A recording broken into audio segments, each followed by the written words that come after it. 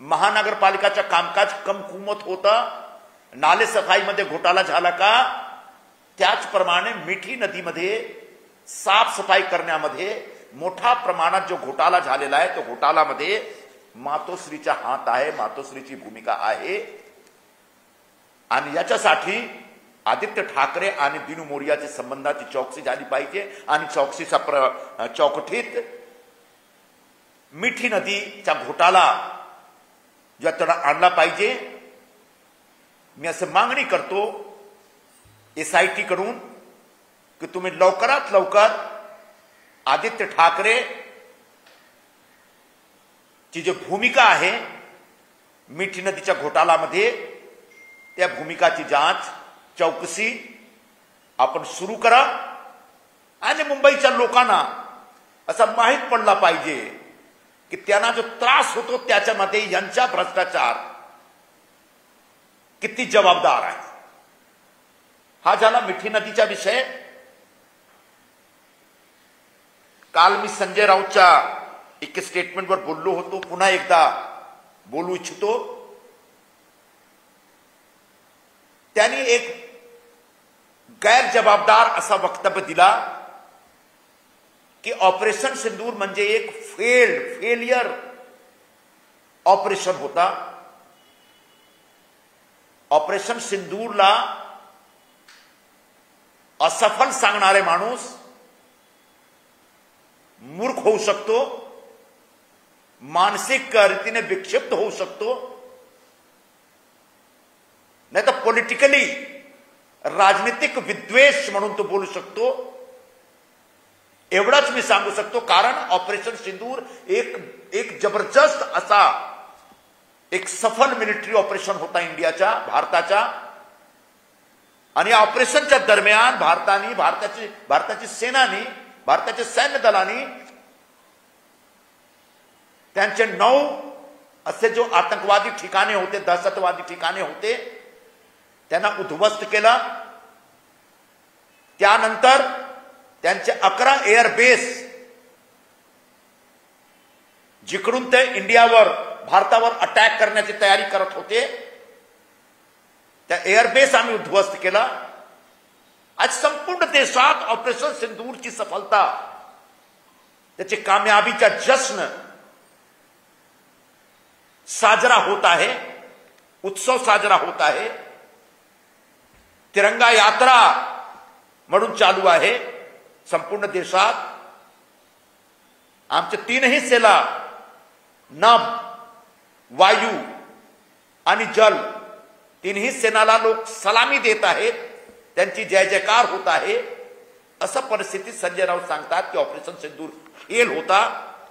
म्हणजे तुम्ही पाकिस्तान कडून काहीतरी सुपारी घेतलेला आहे का? पाकिस्तानचे जो अतिरेकी आहेत त्यांच्याकडून सुपारी घेतलेला आहात का? आज संपूर्ण जगात आमचे देशाचे खासदारांचा शिष्टमंडळ, प्रतिनिधिमंडळ वेगवेगळ्या देशामध्ये जात आहे ऑपरेशन सिंदूर बद्दल सांगण्यासाठी. आमचे पक्षाचे तरुण नेते आणि लोकसभामध्ये जो आमचे गट नेते आहेत, डॉक्टर श्रीकांत शिंदे यांच्या नेतृत्वात एक खासदारांचा एक दल UAE मध्ये होता, कांगोमध्ये होता, आता अजून 2-3 देशामध्ये त्यांना जायचं आहे. आणि जेवढे ते जातात त्या देशाचा सपोर्ट आम्हाला मिळतो. जपानमध्ये, फ्रान्समध्ये, सिंगापूरमध्ये, सौदी अरबमध्ये, कतरमध्ये, बहरीनमध्ये. म्हणजे एक जबरदस्त असा वैश्विक अभियान चालू आहे, मोहीम चालू आहे. आणि याच्यामध्ये भारताला एक यश भेटत आहे. आणि त्याच वेळी संजय राऊत सांगतात की हा फक्त एक खासदारांचा बारात आहे. तो बारात मध्ये त्यांचे पण एक बाराती आहे, त्यांच्या पक्षाचे पण एक खासदार आहेत. तर तुम्ही तुमच्या बारातीला परत पाठवा, परत तिकडे आणा ना, सांगत आहे ना. आम्हाला असं माहित आहे की त्यांच्या पक्षाचे सर्व खासदार, लोकसभेचे खासदार केंद्र शासनाकडे विनंती करत होते की आम्हाला पण खासदारांच्या दलमध्ये घ्या. पण शासनाने जे काही चांगले होते जे बोलू शकतात त्यांची निवड केली. पण आज संजय राऊत ज्याप्रमाणे भारत सरकारतर्फे संपूर्ण जगात भारतची भूमिका स्पष्ट करण्याचं अभियान चालू आहे, त्या अभियानाच्या विरोधात बोलतात. म्हणजे जे पाकिस्तानला बोलायचं आहे ते स्वतः बोलतात. आज गरज आहे की भारत म्हणजे एक आतंकवादग्रस्त पीडित देश आहे. पाकिस्तानतर्फे अतिरेकी आमच्या देशात येतात आणि आमचे निर्दोष निरपराध असे जो नागरिक आहेत त्यांच्यावर हल्ला करतात, त्यांची जान घेतात, जीव घेतात, त्यांची हत्या करतात. असं परिस्थिती संपूर्ण जगात पाकिस्तानला आयसोलेट करण्यासाठी, वैश्विक समुदायामध्ये पाकिस्तानला एक्सपोज करण्यासाठी हा एक पवित्र उपक्रम आहे. त्या उपक्रमाच्या विरोधात फक्त एकच माणूस बोलू शकतो जो ज्यांना भारतावर प्रेम नाही, जे भारत विरोधी आहेत, जे पाकिस्तान धार्जिण आहेत. आणि असे संजय राऊत पाकिस्तान धार्जिण आहेत, त्यामुळे ते भारताच्या असा पवित्र उपक्रमाच्या विरोधात बोलतात. आम्ही त्याचा निषेध करतो.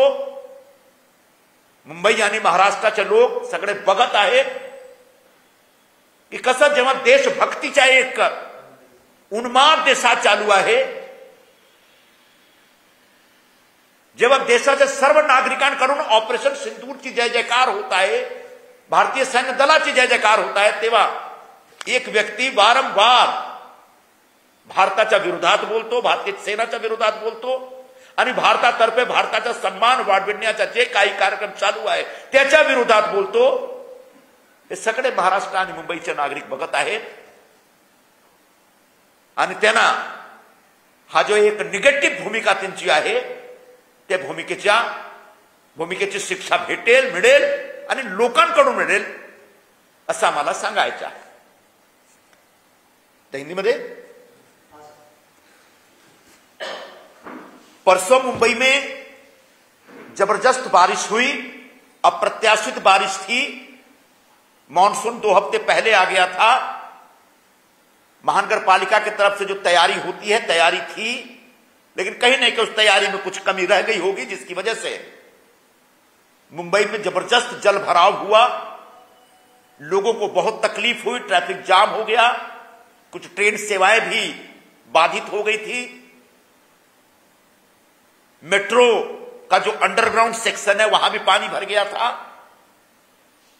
यहां जो कमी रह गई उन कमियों को दूर करने का प्रयत्न चालू है और 9-10 जून के बाद जब मॉनसून नियमित तौर पर आएगा तो उससे निपटने की हमारी पूरी तैयारी है.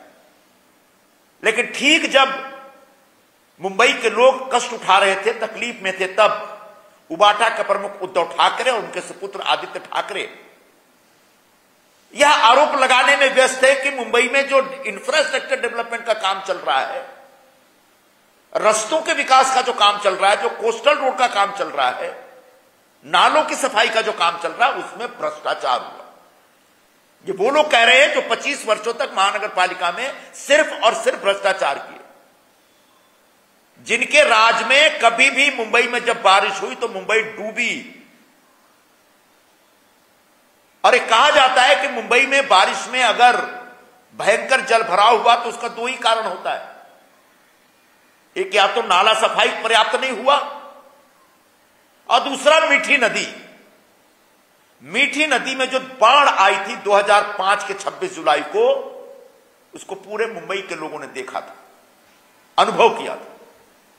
उस दरमियान पूरी मुंबई कई घंटों तक रुक गई थी. तब का एक किस्सा पूरे मुंबई के लोगों को मालूम है, याद होगा, फिर भी मैं फिर से उसका रेफरेंस देना चाहता हूं. मातोश्री में भी पानी घुस गया था, कलानगर पूरा भर गया था. तब यह उद्धव ठाकरे, उनकी पत्नी और उनके पुत्र बाला साहब जी को मातोश्री में उसी हाल में छोड़कर, जबकि बिजली कट गई थी, पूरा मातोश्री डूबा हुआ था, तब उनको छोड़कर ताजलैंड में जाकर रहने चले गए. जब पूरे मुंबई के लोग तबाह थे, परेशान थे, बेहाल थे, तब ये ठाकरे परिवार कहीं ताज होटल में, 5 स्टार होटल में कहीं आराम कर रहा था. तब वो रास्ते पे नहीं थे. लेकिन परसों हमारे उप मुख्यमंत्री, नगर विकास मंत्री, जिनके अधीन महानगर पालिका आती है, ऐसे श्री एकनाथ शिंदे जी रास्ते पर थे, लोगों के बीच थे। जो डिजास्टर मैनेजमेंट सेंटर्स हमारे अलग अलग हैं, उन सेंटर्स के संपर्क में, बल्कि वहां उन्हें विजिट किया और पूरे इंतजामात देखे। कहीं भी मुंबई के लोगों को इस कष्ट में अकेला नहीं छोड़ा, जबकि हमेशा से ठाकरे परिवार, खासकर उद्धव ठाकरे, आदित्य ठाकरे, जब भी मुंबई में बारिश होती है वो कभी रास्ते पे नहीं दिखते। और ऐसे लोगों ने, जब अप्रत्याशित बारिश हुई, अचानक बारिश हुई, जिसकी कोई तैयारी नहीं थी, जिसका कोई अंदेशा नहीं था, तब जब मुंबई परेशान होती है, तब वो एक भ्रष्टाचार का आरोप लगा करके महज एक राजनीति करते हैं। अब भ्रष्टाचार का आरोप लगाया, इसलिए उनको मैं याद दिलाना चाहता हूं कि मीठी नदी जो 2005 में डूबी थी, जिसकी वजह से पूरा मुंबई बर्बाद हो गया था, तबाह हो गया था, तब 2005 से शुरू हुआ कि मीठी नदी की सफाई की जाए, जो एक नदी थी अब नाला बन गई है। और पिछले 20 वर्षों में 2005 से लेकर 2025 के बीच, खासकर 2022 तक, जब तक इनकी सत्ता थी, लगभग 1200 करोड़ रुपए मीठी नदी की सफाई पर खर्च किया गया है, लेकिन आज तक मीठी नदी साफ नहीं हो पाई।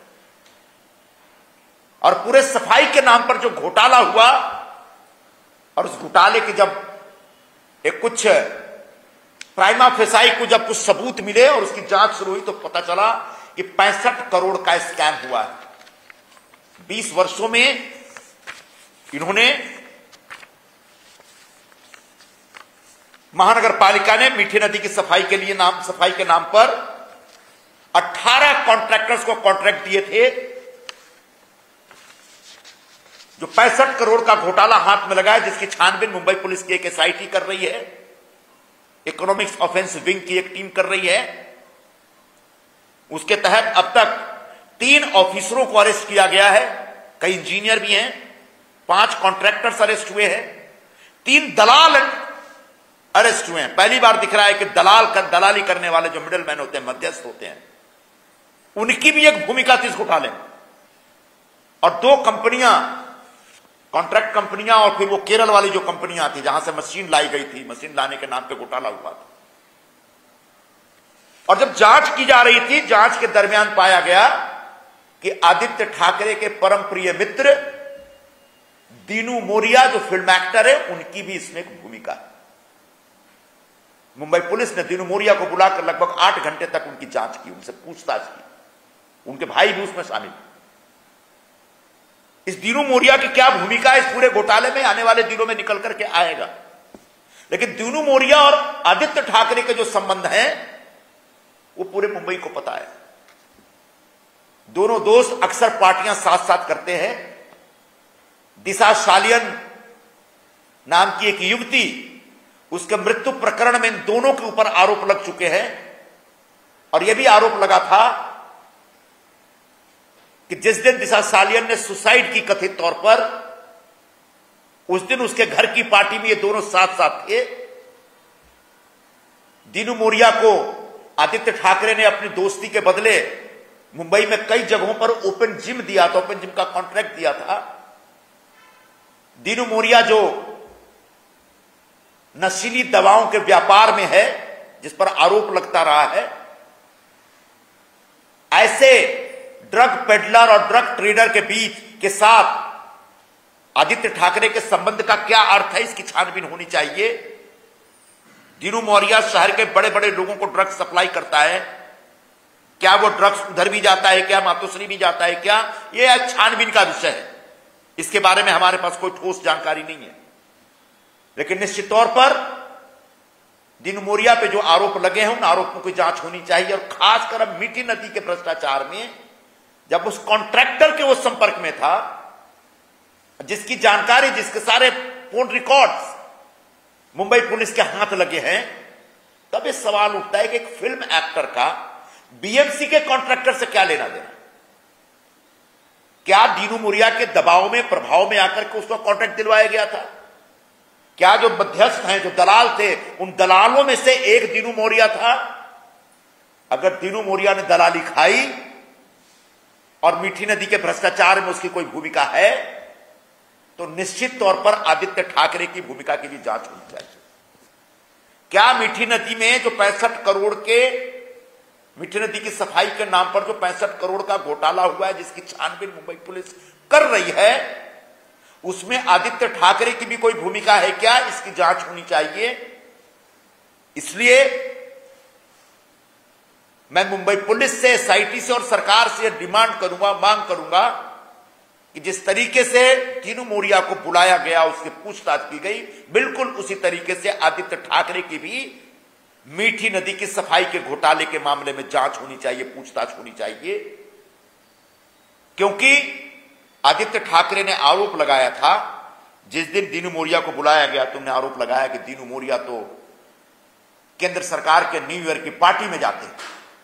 बिल्कुल, केंद्र सरकार की जब न्यू ईयर की कोई पार्टी हुई होगी तो उसमें मुंबई से बहुत सारे फिल्म स्टारों को बुलाया गया हो, उसमें एक बतौर फिल्म स्टार गए। लेकिन आदित्य ठाकरे और दीनू मोरिया के जो संबंध हैं, उसके फोटोग्राफ्स कमाल कहते हैं। ये देखिए, दीनू मोरिया और आदित्य ठाकरे के फोटोग्राफ, 1 2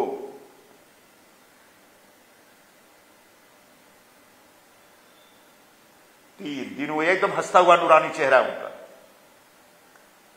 फिर दीनू मोरिया और आदित्य ठाकरे साथ में कहीं जश्न मना रहे हैं। दीनू मोरिया को जब इन्होंने ओपन जिम का कॉन्ट्रैक्ट दिया, तो उनके साथ ओपन जिम में कसरत करते हुए आदित्य ठाकरे और दीनू मोरिया। तो आदित्य ठाकरे और दीनू मोरिया के संबंध सिर्फ ओपन जिम तक लिमिट नहीं है, इस संबंध में बहुत कुछ है। और इस संबंध में मीठी नदी के घोटाले के भी तार मिल सकते हैं। इसलिए एसआईटी की तरफ से मीठी नदी के घोटाले में दीनू मोरिया के साथ साथ आदित्य ठाकरे की भूमिका की जांच होनी चाहिए, ऐसी हम मांग करते हैं। दूसरा विषय संजय राउत, इस पर मैंने कल कुछ बोला था, फिर भी आज मैं फिर से इसको स्पष्ट करना चाहता हूं। संजय राउत ने कल कहा कि ऑपरेशन सिंदूर एक फेलियर, ये वर्ड उन्होंने इस्तेमाल किया, एक नाकामयाब असफल किस्म की सैनिक कार्रवाई। जिस ऑपरेशन सिंदूर के लिए पूरे हिंदुस्तान में जश्न मनाया जा रहा है, भारत के सैनिकों की शाबाशी दी जा रही है, हिंदुस्तान के सभी लोग स्टेटमेंट दे रहे हैं रेडियो पे कि हमें अपने सेना के जवानों पर फक्र है, गर्व है। और जिस ऑपरेशन सिंदूर की वजह से पाकिस्तान में 9 आतंकवादी ठिकाने नष्ट कर दिए गए, और पाकिस्तान तब भी नहीं माना, तब उनके 11 एयरबस बर्बाद किए गए, जहां से वो हिंदुस्तान पर हमला करने की तैयारी कर रहे थे। उस ऑपरेशन सिंदूर को अगर कोई फेल कहता है, असफल कहता है, तो व्यक्ति मानसिक रूप से विक्षिप्त हो चुका है, पागल हो चुका है, या तो बुनियादी तौर पर वो मूर्ख है, या राजनीतिक द्वेष से ग्रस्त है, या फिर पाकिस्तान से सुपारी लेकर के बोल रहा है। क्योंकि भारत के हितों के खिलाफ अगर कोई भारत का व्यक्ति बोलता है, तो निश्चित तौर पर वो पाकिस्तान के इशारे पे बोलता है, और पाकिस्तान से उसको किसी न किसी प्रकार की सुपारी मिलती है। और ऐसे संजय राउत का हम निषेध करते हैं। उन्होंने जो भारत सरकार की तरफ से जो हमारा वैश्विक अभियान चल रहा है, लगभग 7 संसदीय दल दुनिया के अलग अलग देशों में गए हैं ऑपरेशन सिंदूर के संदर्भ में बताने के लिए, और किस प्रकार से पिछले 3 दशक से भारत आतंकवाद से पीड़ित है, पाकिस्तान द्वारा प्रायोजित आतंकवाद से पीड़ित है, यह बताने के लिए हमारे सांसद पूरी दुनिया में घूम रहे हैं। वो जापान गए हैं, फ्रांस गए हैं, सिंगापुर गए हैं, कोरिया गए हैं, सऊदी अरब गए हैं, कुवैत गए हैं, बहरीन गए हैं, कतर गए हैं, यूएई गए हैं। और ऐसी हमारे पास रिपोर्ट आ रही है कि उन देशों का सपोर्ट हमें लगातार मिल रहा है। हमारी पार्टी के लोकसभा के जो नेता हैं डॉक्टर श्रीकांत सिंधिया, उनके नेतृत्व में एक दल गया हुआ था यूएई, और उसके बाद कांगो, और उसके बाद सिएरा लियोन और अन्य देशों में वो जा रहे हैं, भले ही छोटे छोटे देश हैं, लेकिन देशों की उपस्थिति वहां यूनाइटेड नेशन में है। यूनाइटेड नेशन में आपकी बात करने वाले देश चाहिए, उनके प्रतिनिधि चाहिए। और ऐसे हमारे पास मैसेज आ रहा है कि यूएई ने सपोर्ट देना शुरू कर दिया, ओपनली सपोर्ट किया कि हम भारत के साथ। तो यह एक अभियान चल रहा है जिसमें पाकिस्तान को पूरी दुनिया के मंचों पर आइसोलेट किया जा रहा है। पाकिस्तान की जो आतंकवादी भूमिका है उसको एक्सपोज किया जा रहा है। और तब संजय राउत कहते हैं कि भारत ने सांसदों की बारात भेजी। वो भूल गए कि इस बारात में एक बाराती उनकी पार्टी की भी है। अगर ये महज बारात है तो अपने बाराती को क्यों भेजा? हमें यह भी पता है लगातार केंद्र सरकार को फोन कर रहे थे, गुजारिश भेज रहे थे कि ऐसे सांसदों के दल में हमें भी भेजिए, लेकिन सरकार ने ऐसे सांसदों को चुना जो भारत का पक्ष पूरी ताकत के साथ विदेशों में रख सकते हैं। और ऐसे वक्त में जब पाकिस्तान को पूरी तरह से बेनकाब करने का अभियान भारत सरकार की तरफ से दुनिया के मंचों पर हो रहा है, तब उबाठा का एक व्यक्ति इस पूरे अभियान का मजाक उड़ाता है और उसके गंभीरता को कम आंकता है। ऐसे व्यक्ति का निषेध होना चाहिए। पूरे मुंबई और महाराष्ट्र के नागरिक उबाठा के इस बर्ताव को देख रहे हैं। निश्चित तौर पर आने वाले दिनों में इन सबको इनके भारत विरोधी भूमिका और भारतीय सेना की जो विरोधी भूमिका है उस भूमिका के लिए सजा मिलेगी। महाराष्ट्र और मुंबई की जनता उन्हें सजा देगी। कल जो ऑपरेशन सिंदूर को लेके संजय राउत का बयान आया, फिर शाम में फिर से संजय राउत से पूछा गया कि आपने इस तरह से फेलियर कहा, तो उन्होंने कहा कि मैंने फेलियर नहीं कहा, मैंने कहा कि ऑपरेशन सिंदूर अधूरा है। अधूरा इसलिए है कि जो आतंकवादियों ने पहलगाम में हमला किया उनको पकड़ के लाए और उनको सजा दें लाल किले चौक पे। और ये भी कहा कि अमित शाह को इस्तीफा देना चाहिए और मैं चाहता हूं कि राहुल गांधी और मल्लिकार्जुन खड़गे ये भी बोले कि अमित शाह को इस्तीफा देना चाहिए। और जब इस पर पूछा गया कि शरद पवार ने आपको कहा है कि इस मसले पे राजनीति ना करें और ऑपरेशन सिंदूर के बारे में कुछ ना बोले, तो वो भी शरद पवार के बारे में भी कहा कि मैं चाहता हूं कि शरद पवार प्रधानमंत्री से कहें कि ऑपरेशन सिंदूर पे राजनीति ना करें और जो तिरंगा यात्रा निकाल रहे हैं वो ना निकालें। क्या कहना चाहिए? सबसे पहले शरद पवार जी जो महाराष्ट्र के एक वरिष्ठ नेता हैं और महाविकास अघाड़ी का एक प्रमुख नेता हैं, उन्होंने संजय राउत को जबरदस्त फटकार लगाई थी। और तब भी अगर नहीं सुधर सकते इसका मतलब बड़े बेशर्म है। शरद पवार साहब ने साफ साफ कहा था कि जब अंतर्राष्ट्रीय विषयों पर चर्चा हो रही हो या अंतर्राष्ट्रीय मुद्दों पर कोई काम हो रहा तब स्थानीय राजनीति को बीच में नहीं लाना चाहिए। इस साफ साफ दिख रहा है कि ऑपरेशन सिंदूर के मुद्दे पर उबाठा महाविकास अघाड़ी और इंडिया अघाड़ी में, इंडिया गठबंधन में अलग थलग पड़ गई। उन्होंने उनका बयान पूरे देश ने देखा जिसमें उन्होंने ऑपरेशन सिंदूर को फेलियर बोला था। शाम होते होते अगर वो कहते कि मैंने फेलियर नहीं बोला, मैंने अधूरा बोला, मतलब ये मूर्ख हैं, पागल है, विक्षिप्त है और झूठे भी है। पूरे देश के सामने उन्होंने झूठ बोला। तीसरी बात यह है कि पहलगाम में या पुलवामा में या पठानकोट में जिन आतंकवादियों ने भी हमले किए और हमारे बेगुनाह लोगों को की जान ली या हमारे सैनिकों की जान ली, उनमें किसी को बख्शा नहीं जाएगा। देर सवेर एक एक को निपटाया जाएगा।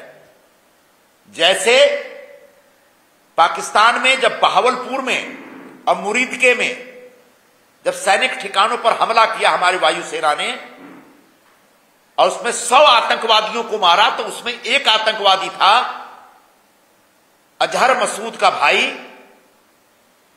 जिसने भारत के संसद पर हमले की साजिश में हिस्सा लिया था, जिसने IC-814 को हाईजैक किया था और जिसने अमेरिकी पत्रकार डेनियल पर्ल की हत्या की थी नृशंसतापूर्वक, उसको भी खत्म किया गया।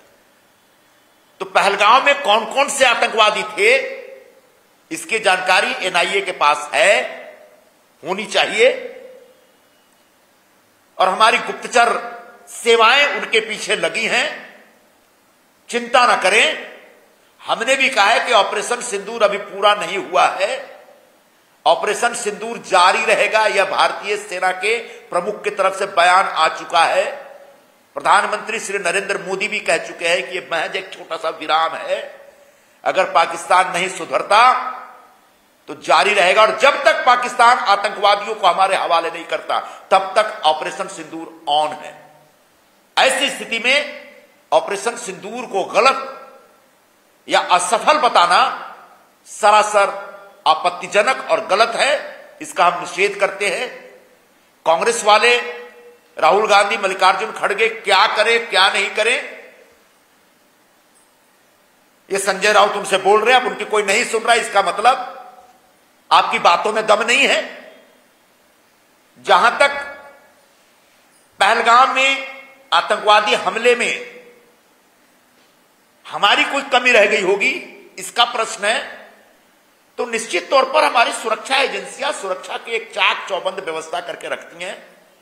गुप्तचर एजेंसियां भी खूब बढ़िया काम करती हैं, लेकिन इंसान है, हो सकता है कभी न कभी कोई चूक रह गई होगी। जितने आतंकवादी घुसपैठ करने की कोशिश करते हैं जम्मू कश्मीर की तरफ से, उनके साथ मुठभेड़ होती है, उनको मारा जाता है। हर दूसरे तीसरे दिन आप इस प्रकार की खबरें सुनते रहते हैं। इसमें कोलेटरल डैमेज होता है, हमारे कुछ सेना के जवान भी मारे जाते हैं, शहीद हो जाते हैं। लेकिन कभी कभी इतने सारे सख्त इंतजाम के बावजूद अगर कोई आतंकवादी घुस गया, इसका मतलब यह नहीं कि हमारी पूरी व्यवस्था बेकार हो गई है, और इसका मतलब यह नहीं कि गृह मंत्रालय फेल हो गया। इसलिए अमित शाह जी इस्तीफा दें, इसका कोई सवाल ही नहीं उठता, बल्कि उनके नेतृत्व में गृह मंत्रालय की तरफ से नक्सलवाद से लेकर के आतंकवाद से लड़ने का एक जबरदस्त अभियान चल रहा है, आक्रामक अभियान चल रहा है, और इसमें धीरे धीरे भारत की सुरक्षा पुख्ता होती जा रही है, और जो भारत द्रोही, भारत विरोधी ताकतें हैं वो लगातार कम होते चले जा रहे हैं। बोलिए, ठीक है, तुम्हारे सारे सवाल का कल अमित शाह मुंबई में थे, एकनाथ शिंदे जी से भी मीटिंग हुई, बात हुई, क्या लग रहा है बीएमसी के चुनाव को लेकर तैयारी? ये भी कहा जा रहा है सूत्रों के हवाले से कि 106 सीटों की बात एकनाथ शिंदे ने रखी थी, लेकिन अभी तक कुछ उस पर जवाब नहीं दिया है। ये भी कहा जा रहा है कि क्या बीएमसी का चुनाव बीजेपी अकेले लड़ेगी? देखिए, एक बुनियादी तौर पर यह फैसला हुआ है कि महानगर पालिका के चुनाव में बीजेपी, शिवसेना और राष्ट्रवादी कांग्रेस साथ साथ लड़ेगी। निश्चित तौर पर यह एक नीतिगत फैसला है। अब उसके बाद सीटों के ऊपर चर्चा शुरू होगी। हमारा एक मोटा मोटी तौर पर मानना यह है कि शिवसेना के पास जितनी सीटें मुंबई में थी उतनी सीटें हमको मिलनी चाहिए। हमारे जितने नगर सेवक थे उसमें बड़े पैमाने पर मैं समझ सकता हूं कि 70-80% जो नगर सेवक हैं वो उबाटा छोड़कर हमारे पास आ गए हैं, और जो आज भी उबाटा के पास है वह सीट नेचुरली शिवसेना को मिलनी चाहिए। यही फार्मूला विधानसभा चुनाव के समय भी अपनाया गया था, और उस आधार पर कितनी सीटों की मांग हुई अभी मैं इस बारे में कुछ नहीं कह सकता और कहना नहीं चाह रहा हूं, लेकिन नीतिगत जो एक फार्मूला है वो इतना ही है कि जो सीटें शिवसेना की थी वो सीटें बीजेपी हमारे लिए छोड़े, ताकि हम भारतीय जनता पार्टी शिवसेना मिलकर के महानगर पालिका में उबाठा के भ्रष्टाचार को उजागर करें और उबाठा को हमेशा हमेशा के लिए पुनः महानगर पालिका की सत्ता में आने से रोकें। सर, जिस तरह से सिंदूर मिशन को लेकर के लड़ाई की और उबाठा के जो प्रवक्ता लोग हैं इस तरह से, और ऐसे न्यूक्लियर बॉम्ब की धमकी देने वाले पाकिस्तान के खिलाफ बहुत निर्णायक तरीके से भारत के सेना के जवानों ने लड़ाई लड़ी और उनको बर्बाद किया, तबाह किया। यह हमारी कामयाबी, और इस कामयाबी के खिलाफ भारत के किसी नागरिक को कुछ नहीं बोलना चाहिए। यह भारत के हित में है, हक में। जिस तरह से पाकिस्तान के लड़ाई के और भारत की लड़ाई के दौरान चीन की भूमिका पाकिस्तान के साथ था, इसको देखते हुए विदेशी सामग्री खरीदने के लिए प्रधानमंत्री ने ना कहा है कि नहीं खरीदना, उसका बहिष्कार करना चाहिए, इसको किस तरह से? प्रधानमंत्री जी ने कल गुजरात में अपने भाषण के दरमियान एक बहुत ही महत्वपूर्ण बयान दिया है। और मुझे लगता है कि पूरे देश की तरफ से उसका स्वागत होना चाहिए। 2047 आ रहा है जब हिंदुस्तान अपनी आजादी का 100वां वर्ष पूरा करेगा। तब तक कम से कम हिंदुस्तान पूरी तरह से स्वदेशी उत्पादों पर निर्भर करे, इसका प्रयत्न होना चाहिए। भारत एक ऐसा देश है, जब आजाद हुआ था तब यहां उत्पादन के नाम पे कुछ भी नहीं था, लेकिन आज हम सुई से लेकर के फाइटर विमान तक बनाते हैं। हमने ही ब्रह्मोस्त्र बनाया, हमने ही ये तेजस बनाए, हमने ही तमाम रॉकेट बनाए, हमने ही तमाम मिसाइलें बनाई हैं। तो भारत में उत्पादन बहुत तेजी से हो रहा है और हर विषय का, हर वस्तु का उत्पादन होता है। ऐसे में भारत के नागरिकों की जिम्मेदारी बनती है कि विदेशी उत्पादनों का बहिष्कार करें और स्वदेशी उत्पादनों का इस्तेमाल शुरू करें। यह आने वाले दिनों में एक आंदोलन और अभियान के तौर पर शुरू होना चाहिए, ताकि भारत और आत्मनिर्भर बने और जो मेक इन इंडिया का अभियान है वह और कामयाब